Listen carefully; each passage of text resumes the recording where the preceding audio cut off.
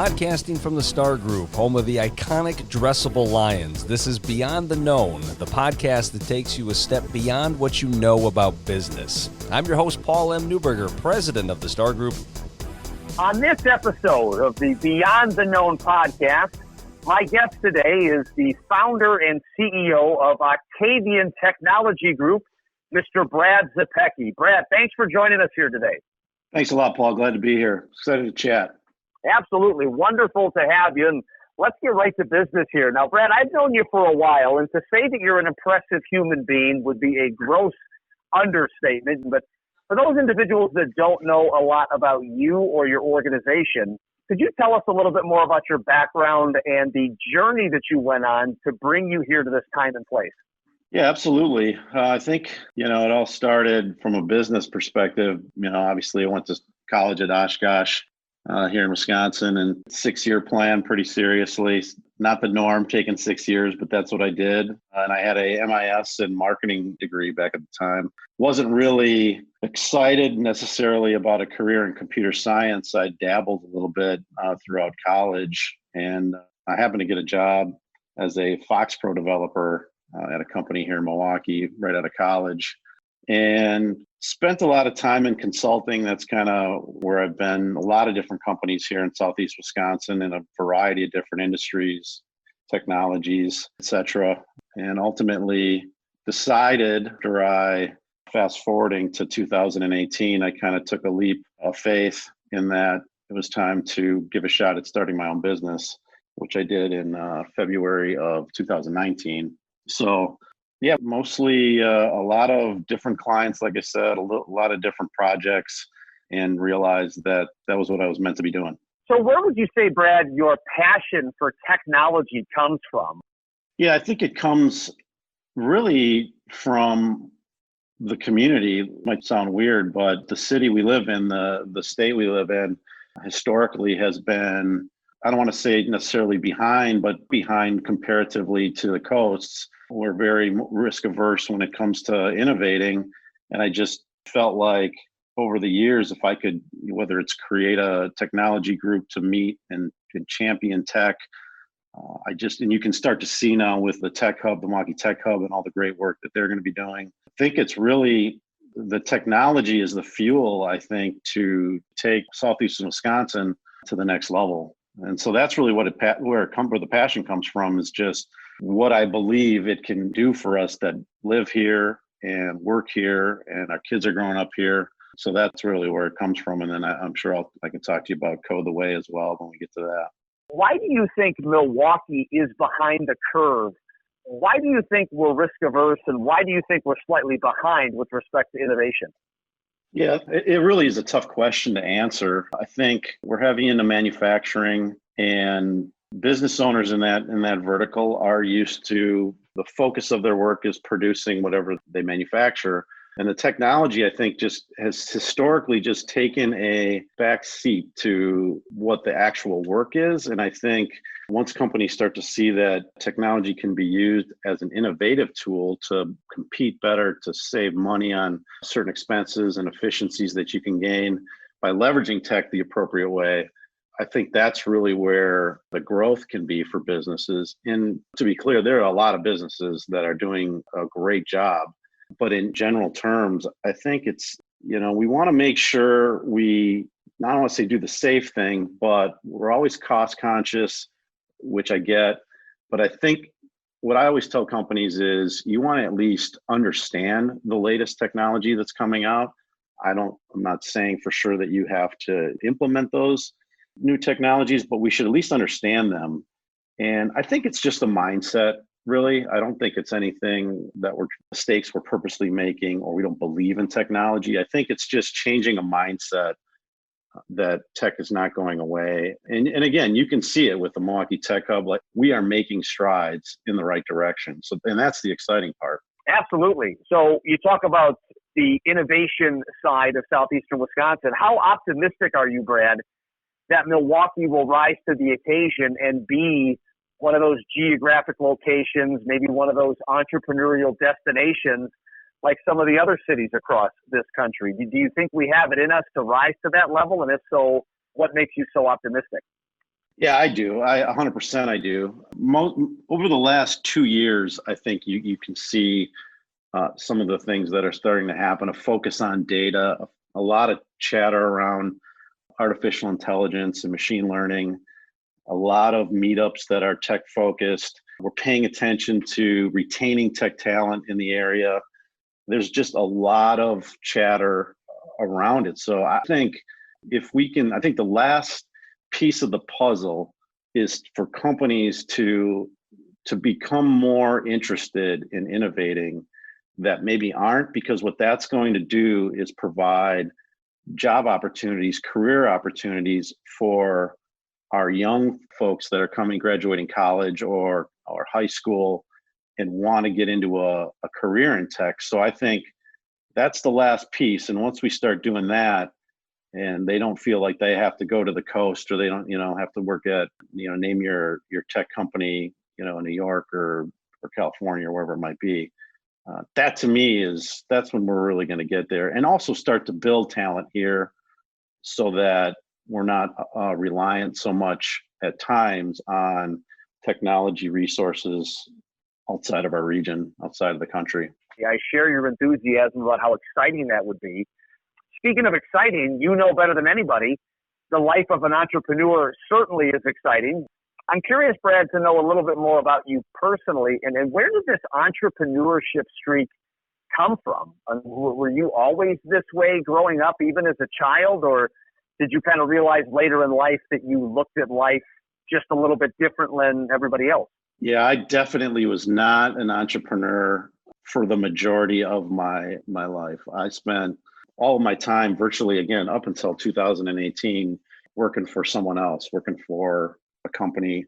And so really what it came down to is I got to the point where I wanted to show my kids that you didn't necessarily have to choose that path or take that path. You just had to want to put in the time and energy. And it's risky and can be stress, but I think it's better stress than being in a situation where you're not happy about maybe what you're doing, or you have questions around your career. So to me, it's really about a story that I'm trying to tell here to my kids, and look back on the fact that, I was 51. I wish I would have been 21 when I started the company, but it's never too late, and there's a lot of good that you can do it's amazing, even with the pandemic that's happened, how much more joy I think you get from knowing that what you're building is for you, your family, your team members. Yeah, what a great word that is, joy, especially as you alluded to with the COVID-19 pandemic. I think joy to some degree is in short supply. As Wisconsin opens up and the nation opens up, I think to some degree optimism starts to return, but what is business going to look like? What is the economy going to look like? I read something somewhere several weeks ago where an economist said in a good scenario, 30% of small businesses in this country are going to close as a result of the COVID-19 pandemic. And you had talked about learning as you went and maybe becoming an entrepreneur a little bit later in life. And I commend you for that, Brad. I mean, better late than never for sure. And you are certainly making up the lost time.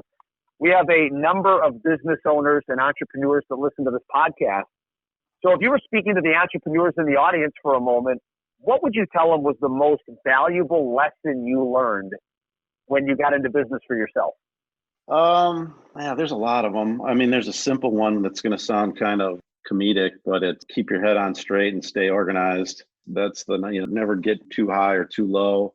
But I think because you're the leader of the company, and people, your company, your team members are going to be a reflection of you. So I think, you got to show up every day and be inspiring, which we're human beings. So that's a challenge in general. But I think that to me is you have to be the rock for your company. If you're not just an individual running a business on your own, you don't have any employees, it's probably a little different answer. But for me, building a team, it's not necessarily about the work. It's about the team and showing up and inspiring them and knowing that through tough times, like I said before, tough times don't last, tough people do. So that'd be my advice. Yeah, that's good advice. And if you don't mind, I want to dig a little bit deeper with what you said about staying organized. And I don't know if you would agree with this, but I find that there are, even though they're successful individuals, a number of C-suite executives, I think, have a difficult time staying organized. They're running fast. They've got a lot of tasks on their plates. They've got a lot of thoughts in their mind trying to bring those things to fruition. So what would you say would be some of your top tips for individuals to stay organized?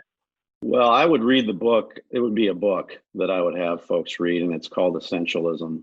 And basically, in a nutshell, we're all challenged by our calendars these days. And so one of the key things I took away from that book is that if it's not an emphatic, absolute yes to what you think your purpose is and what you're trying to do with your company and your life, because in your personal life, it's all intertwined. If it's not an emphatic yes, then it's a no. It is one of the big ones. And because when you do that, you let other folks control your calendar. And it's not that you don't want to talk to people at all, but it's about, what your purpose and your priorities are. And so you're going to make conscious decisions to do the things that align with that. And they give you a lot of different tips and tricks on how to go about that in a very thoughtful and kind way, because telling people no isn't something we like to do. I always want to help someone that needs help. And typically I do, but I'm just very careful about what I say yes to, so that I can focus on the things that I can really make a difference with. That would be my suggestion. And a great notepad. I have a bunch of to-dos. I agree with you on the notepad. Man, those ideas just kind of hit you out of left field, out of the blue. And man, if you don't have something to at least write that down and document it, that great idea could be lost forever. So I think that is fantastic advice. Let's pivot a little bit here, Brad, because I want to learn a little bit more about your organization. You got a lot of exciting stuff going on at Octavian Technology Group. I first have to ask, I love the name Octavian. Can you tell me a little bit, what does Octavian mean, and why did you name your group Octavian? Yeah, we had been literally talking for months about what the name was, and we had some doozies, and we just couldn't come up with anything. And I don't know how I got in the know about Octavian. Actually is Julius Caesar back in the Roman Empire's, I want to say, great nephew. And the name Octavian is also synonymous with Augustus. That was like kind of who this guy became. And he was part of the triumvirate in the Roman Empire, and he really took them from really struggling and rebuilding the Roman Empire. And so it's really a symbol of strength, is what we talk about. And one of the things he said as he was dying is, "I found you in clay and I'm leaving you in marble," to everyone. And now that's not what we're necessarily trying to do, but what we want to do is figure out ways that we can make companies stronger through the use of technology, so that things like a pandemic or unexpected things can potentially happen. And we want companies to be ready. Now, it doesn't mean we're not a disaster recovery firm, but there's a lot of things you can do to gain efficiencies and build strength in your firm through leveraging technology and keeping an eye on the new things that come down. So it's all about strength, making our company stronger that we work with. I figured there was a backstory there, and you did not disappoint me, Brad. Thank you for sharing that. And I learned something along the way, which is always an added plus. There you go. One of the things that you mentioned about your organization is you had stated that you help businesses tap into the power of transformational data. That sounds outstanding. What do you mean by transformational data, and why is that important for businesses to keep front of mind? Yeah, I think if you have the caveat in that question is you have the data available in some sort of database, or you might have heard the term data warehouse or data lake. There are a lot of companies that are trying to move to that need to get their data organized. But when you have that, you have the data organized and you have high volumes of data, what we can really do is take a look at historical data and in a very simple, I guess, description is use that to make predictions. And this is one area of our business. So for example, you have years and years of insurance data, and normally the underwriting time might take 4 to 6 weeks. Well, we can build certain models so that we can automatically underwrite certain applicants, which saves a ton of time, and we feel pretty good about who we're letting go through and who we're not based on history and the models that we build. And so that really, it's transformative because you can it saves, hours of employees. You can repurpose them for other areas. There's just a lot of different things you can do. And then on the business development side, similarly, from a very simple marketing, I guess, scenario is, again, if you have the data, you can look at your last 10 years of marketing data and who bought or who responded to an email campaign or whatever it might be from a marketing perspective. And you can say, well, we spent $100,000 on marketing last year, but we've done some predictive analytics and we shrunk that list to 30,000 of investment that we need, because we know the other 70 most likely aren't going to be interested in what we have. So those are some simple examples of how do we leverage the data that you have? And it's really to make predictions, really smart predictions, save time, save money, increase revenue, what most companies, what they want to do. Yeah, and I appreciate you keeping it simple, because when you're talking to a knucklehead like me, especially as it pertains to data and technology, simple is greatly appreciated. So I'm grateful for that, Brad. Yep. Hey, so when you talk about technology, you talk about data, you talk about a lot of the exciting things that you've got going on at Octavian Technology Group. What is one thing you wished more business owners or C-suite executives knew about data or technology that very few seem to? That it can help you make much better business decisions, I think is what I would say. If you have a very good handle on your business, and everybody thinks data, what does that mean? Data is really a snapshot in time, depending on when you're looking, of what is happening with your business. And so being able to look at the history of what you've done in the past, it can really help guide you. And you probably heard the term, a lot, KPIs, key performance indicators are what a lot of companies go after, that they basically look to see, like, these are the 4 or 5 that we want to go after. And that really tells the story. You put the work into making sure they're the right KPIs, and you start to report on that, and you can start to see, is my business going in the right direction or not? Throughout the course of this conversation thus far, we've talked about several things: entrepreneurship, technology, data, being a business owner, all important stuff for sure. But one of the things that I hope I don't embarrass you by this, my friend, but one of the things that I want people to know is what a big heart Brad Zepecki has. And I'd like to talk about that, because I think that's something very inspiring that you do that other people should, quite frankly, know about. And I know you're very passionate about Code the Way. So I guess this is a two-part question. Number one, what is Code the Way? And number two, what has motivated you to work with children through Code the Way? Yeah, so Code the Way is a nonprofit that I founded with 2 other gentlemen last year formally. And basically what we do is take high school kids that are in computer science and give them a summer experience that is like no other that we're aware of anyways. And basically what we do is provide the kids with an opportunity to go through what we call a master class, and that teaches them a lot more about software development. And then they go through a 6-week project, and the cool part is the project that they do is for another local nonprofit here in Milwaukee or Southeast Wisconsin. And it's an incredible win-win, because the high school kids are so far ahead once they go through the program, are ready, more than ready for college. Some of them realize that coding maybe isn't what they want to do, and so they potentially save dollars that they would have spent in college. They learn that maybe it wasn't for them.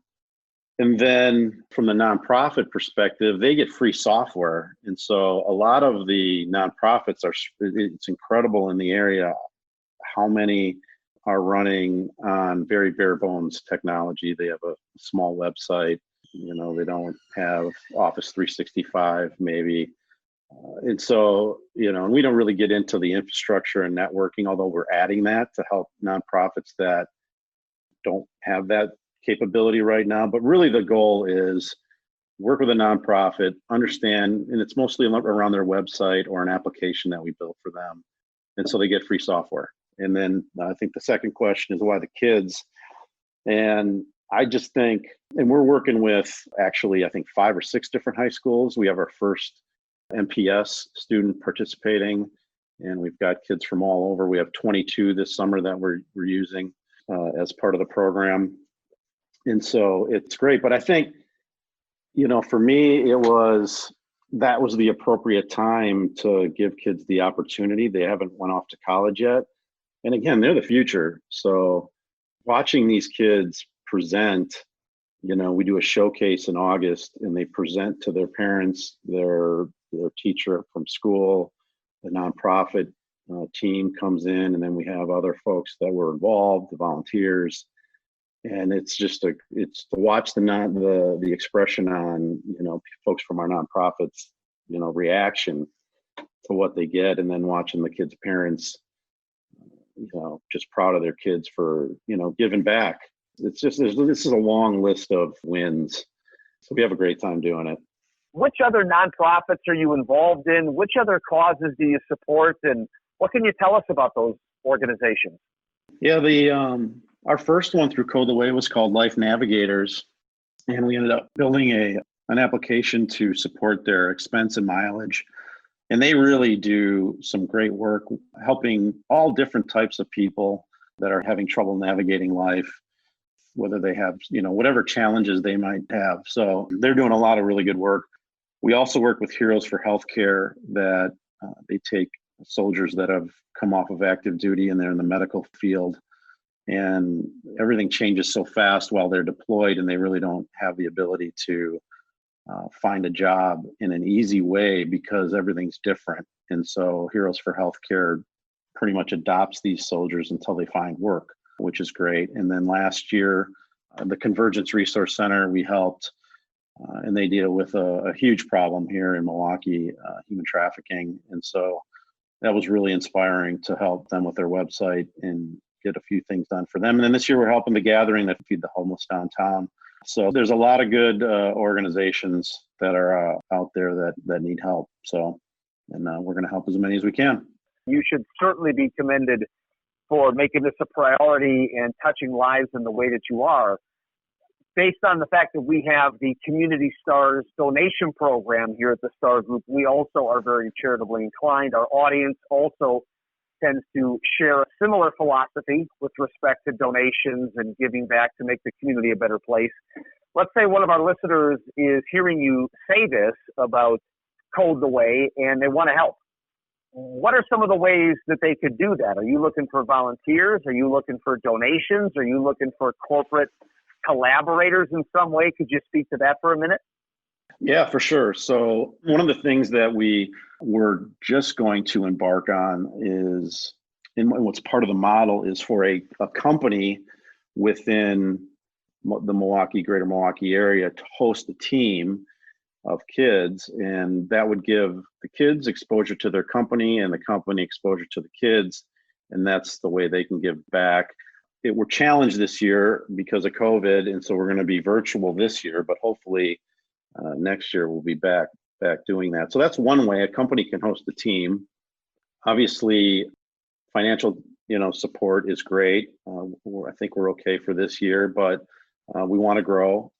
If you have technical folks, software developers at your company that want to give back and want to help mentor the kids over the summer, help them with troubleshooting and tech support and things like that, fixing bugs, whatever it might be, that's great as well. Or if you have a nonprofit that you think might benefit from what we do, we're always looking for the next one to do. And we want to add more. The goal is not to just do one nonprofit a year. We want to scale the business to help more because they need it. So that's really it. It's tell someone you know about us. We're trying to grow. Well, we'd certainly be happy to do that, and anything we can do to assist the growth of Code the Way as an agency, we would certainly be more than happy to consider doing whatever's in our power to do that. So talking about Brad, the person, a little bit, I understand that one of your hobbies is playing board games. So I guess I wonder, what is it about board games specifically that's so appealing to you, and which board game, dare I ask, is your favorite? Oh, man. Yeah. Board games to me are mostly it's a social activity that I think everyone can enjoy. And I used to play a lot of video games, and I think it's just a great way to get together and socialize over a lot of different type of board games that you may not see at the store. They have termed designer board games, I guess, is what people say. And I don't have a game right now, Paul, unfortunately, that I would say, well, I guess I do have one on the table right now. It's called Murano. I played it with my wife last night. It's about Venice, Italy, and building up shops, and it's kind of like an economic game. So that's the deal there. Yeah, no, that certainly sounds more my speed. I've got a 7-year-old, a 5-year-old, and a 2-year-old. So we're doing a lot of chutes and ladders and battleship and trouble. So I'd certainly like to raise the educational stimulation of the board games that I'm playing on this end. And it seems like going to the Zepecki house might be one way to do that. Yeah. So real quick, I'd like to engage in a little personal lightning round with you, if you're open to that. Let's do it. If somebody were to say that Brad Zepecki has a hidden talent, what would it be? I would say it's giving constructive criticism in a way that telling them that they really might want to change some things, but in a way that helps them grow and get better, and they don't take offense to what I'm trying to tell them. There's a much more descriptive way to do that, but yeah, I think it's giving good feedback that helps, that gets people on the right track to getting better.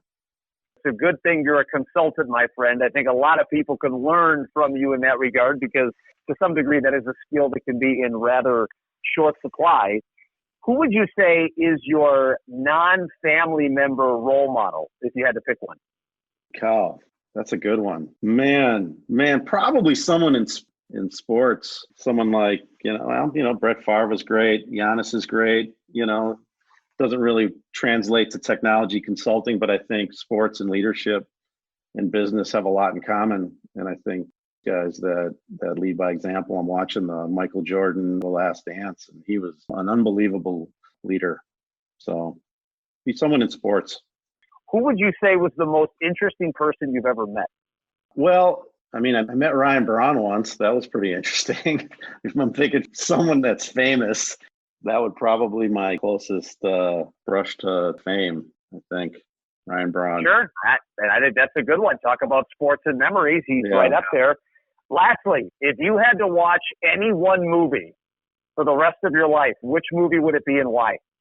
That's an easy one. And that's going to, I'm a little bit of a geek, given my board gaming hobby. But I would watch the Lord of the Rings trilogies and The Hobbit. I could watch those over and over forever. Well, Brad, I got to tell you, I know you are a busy guy, COVID or not, and I really appreciate you blessing us with this time. Thank you so much. We look forward to telling the world not only about Octavian, but also a lot of the great stuff that you're involved with.